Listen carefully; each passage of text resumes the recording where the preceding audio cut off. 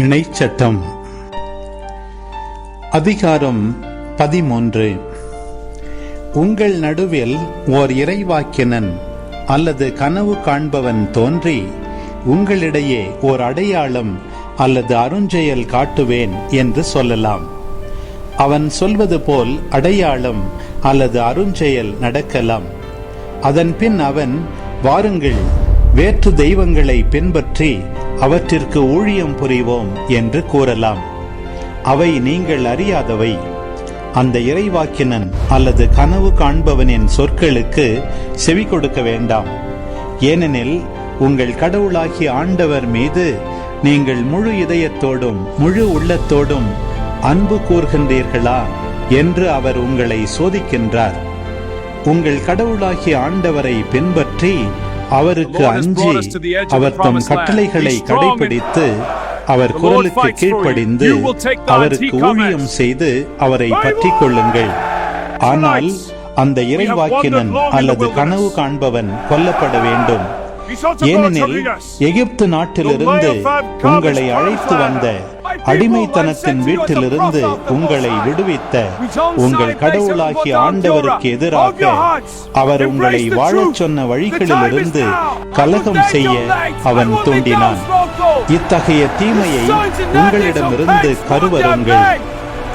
உன் தாயின் மகனாகிய உன் சகோதரன், உன் மகன், மகள், அன்பு மனைவி, ஆருயிர் நண்பன் ஆகியோருள் எவராவது நீயும் உன் மூதாதையரும் அறிந்திராத வேற்று தெய்வங்களிடம் சென்று அவற்றுக்கு ஊழியம் செய்வோம் என்று ரகசியமாக நயவஞ்சகமாக கூறலாம்.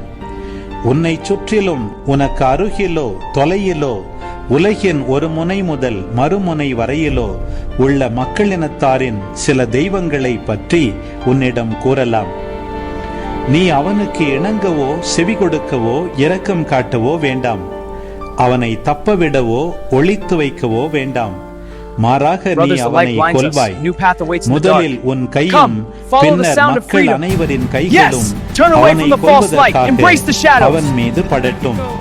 அடிமைத்தன வீடாக்கிய எகிப்து நாட்டினின்று உன்னை வெளிக்கொணர்ந்த உன் கடவுளாகிய ஆண்டவரிடமிருந்து உன்னை விலக்கிவிட அவன் முயற்சி செய்த காரணத்தால் நீ அவனை கல்லால் எறிந்து கொல்வாய்.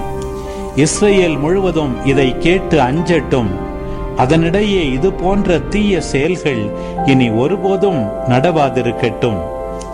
நீங்கள் குடியேறும்படி உங்கள் கடவுளாகிய ஆண்டவர் கொடுக்கும் நகர் ஒன்றினுள் சில கயவர் வந்து அந்நகரின் மக்களில் சிலரிடம், வாருங்கள், வேற்று தெய்வங்களுக்கு ஊழியம் புரிவோம் என்று கூறி சிலரை தவறான வழியில் இட்டு சென்றதாக நீங்கள் கேள்விப்படலாம். அவற்றை நீங்கள் அறியீர்கள்.